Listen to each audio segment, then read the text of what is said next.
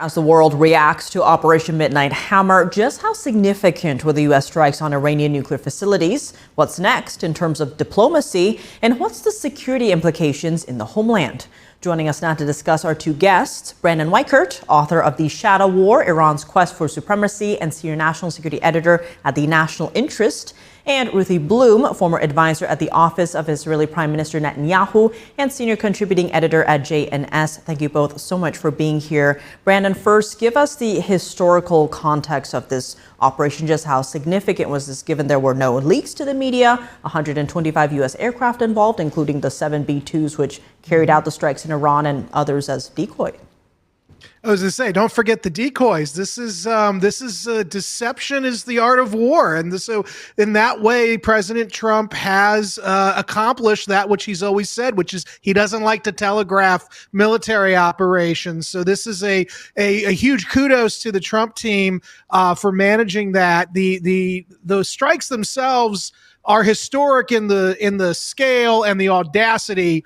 I think it took less time to drop these bombs in Iran than it takes for the Papa John's near the Pentagon to drop off pizzas for the people there working on these airstrikes. Now, the interesting thing is, according to my sources, and this is, battle damage assessments right now are not really very clear, but from what I can tell, it's looking like Fordo, which is the very hardened enrichment facility, Fordo is not destroyed. Fordo, the term that I've been told from my sources is degraded, but not destroyed. And this is why I think the Israeli government or Netanyahu this morning was saying that we're going to need to go in again and reserve the right to restrike. So this was very complex, very impressive, but ultimately it did not destroy all of the targets. So now that leaves us with the question of what next? And Ruthie, your thoughts on the historical significance of this U.S. operation, but also what this means to Israelis? Oh, Israelis are elated. And I have to point out that includes Israelis who oppose Prime Minister Netanyahu. Everybody in Israel, except, I would say, the extreme far left, has always thought that the Iranian nuclear facilities had to be taken out. But there was fear that in doing so, it would unleash this huge I would say retaliation that would kill hundreds of thousands of Israelis. And we see that didn't happen. But also, it is true that the job is not finished, and Israel is continuing to strike inside Iran at various facilities, and not only nuclear ones, ballistic missile launchers, ballistic missiles themselves, sites that produce those missiles. And as we saw last night after this amazing operation, Iran did launch several missiles into Israeli cities and towns, but Israelis are prepared for that. They're happy to stay in bomb shelters if it means eliminating this threat.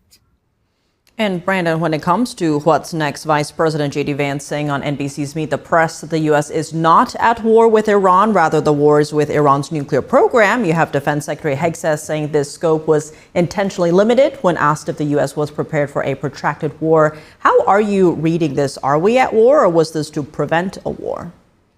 At a very basic definition, we are at war.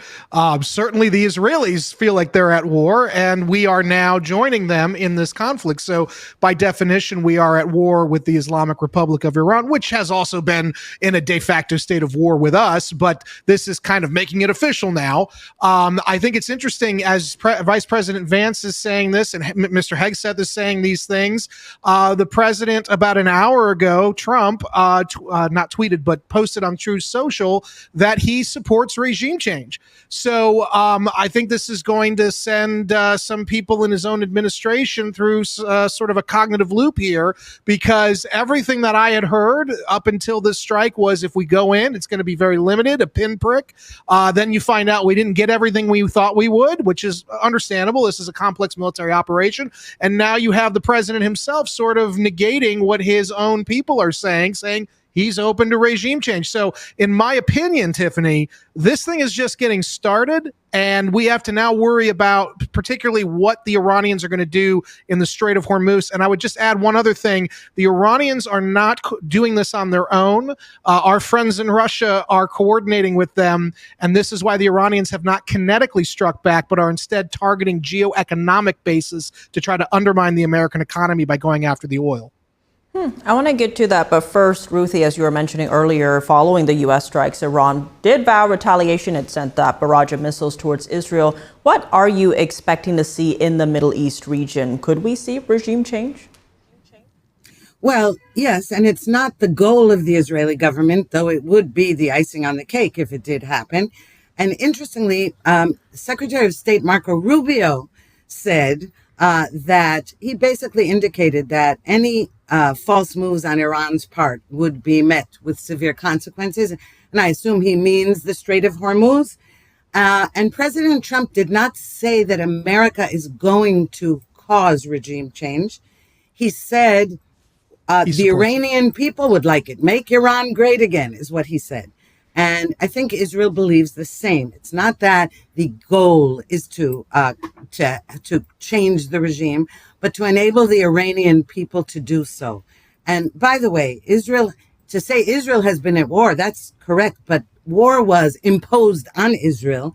And the first shot, so to speak, aside from all the wars launched against Israel since 1948, was on October 7th, 2023, when Hamas invaded and perpetrated the massacre. And since then, and that was an Iranian proxy, and all of Iran's proxies have been attacking Israel. So this launch by Israel was a preemptive defensive strike. And Brandon, when it comes to negotiations, President Trump is saying that Iran now has two options, peace or tragedy. Do you see Iran coming to the negotiating table now?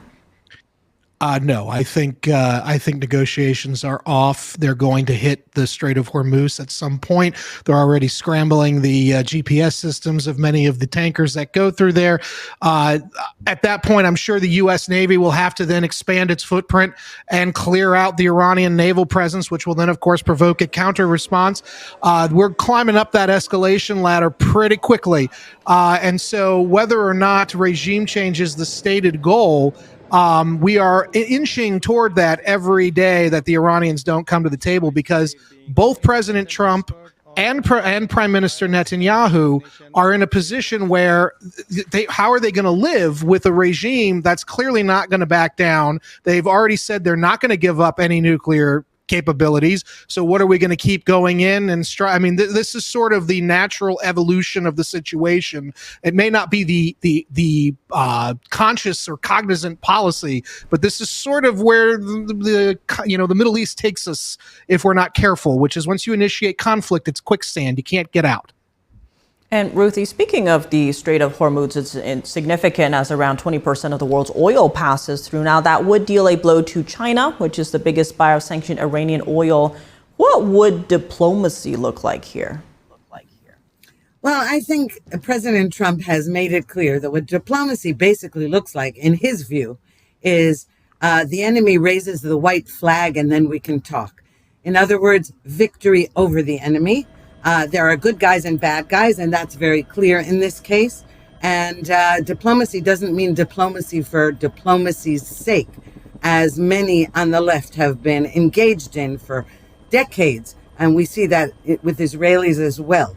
On the contrary, diplomacy is we dictate the terms to you. And if you raise the white flag, then we can talk and we can make peace. And Brandon, zooming out a bit here, how is China viewing all of this, especially considering two of the B-2s were sent to Guam as decoys? Was that a message to China?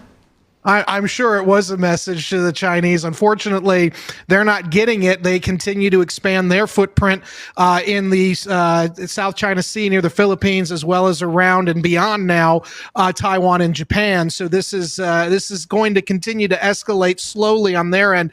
The key thing here to understand is Iran feeds a lot of oil and natural gas to China. So if what I'm saying is correct, and I believe it is based on my sources in Russia, and I have a lot in Russia, the Russians are telling the Iranians to cut off the energy supplies by going into the Strait of Hormuz. That's not only going to hurt the global market, that's specifically going to hurt China. So what I think Putin is doing is he's the master chess player here. He wants to see the gas and oil prices skyrocket to feed the Russian war machine. He wants to see the Americans unable to resupply and support Ukraine. And also he wants to put China in its place, right? By going after their oil supplies, he forces China to then rely more heavily on Russia. And he basically makes China the kind of the junior partner in the Russo-Chinese alliance, which until recently, the perception, as you know, Tiffany, was China's the dominant partner and Russia's sort of the go-along guy. So Putin is really wily here, flipping the tables on everybody. And Ruthie, of course, the world is on heightened alert following the U.S. operation there. You have UN Secretary General Antonio Guterres on Saturday. He branded the U.S. strikes on Iran as, quote, a dangerous escalation in a region already on edge and a direct threat to international peace and security. Now, Russia, China, and Pakistan are calling for an immediate and unconditional ceasefire in the Middle East. Given, everything at stake here, what are you anticipating to see from world powers in response to this? Well, first of all, Guterres, I wouldn't take anything he says seriously or literally, because everything he has said has been wrong or with ill intent, and certainly towards Israel. What I see happening is, I hate the word escalation in this case, because sometimes you have to escalate in order to eliminate the threat.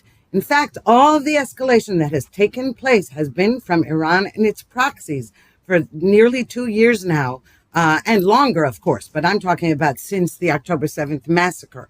There has been, all Hamas had to do, all Hezbollah in Lebanon had to do, all the Houthis have to do is lay down their arms and stop their aggression, and then there would be no escalation. You cannot call a defensive act some kind of aggressive escalation. I'm sorry. And Brandon, here at home, the FBI, DHS, and law enforcement agencies in major U.S. cities are all on high alert over Iranian sleeper cells in the U.S. What can we expect to see inside the U.S.? Well, I have a source close to Shin Bet, and they texted me right afterwards over Signal app. They texted me right after the bombings began last night and said that everybody in Europe and America better be on heightened alert, because there is a very credible threat that Islamist head choppers are going to be running, roughshod over the American heartland and, soft targets in Europe. And I think given the way Hezbollah has entrenched itself throughout the West, both through legal means and illegal means, I think it's probably safe to say that the alert is higher than it's ever been. And I hope that the FBI, which has spent its time chasing grandmas after January 6th, actually is capable now of actually protecting the American heartland from real, enemies, head chopping enemies. A lot to watch for here for sure. Brandon Weichert, Ruthie Bloom, thank you both so much. Nice to meet you, Ruthie. Nice to meet you, Ruthie. Thank you. Nice to meet you too. Thank you for having me.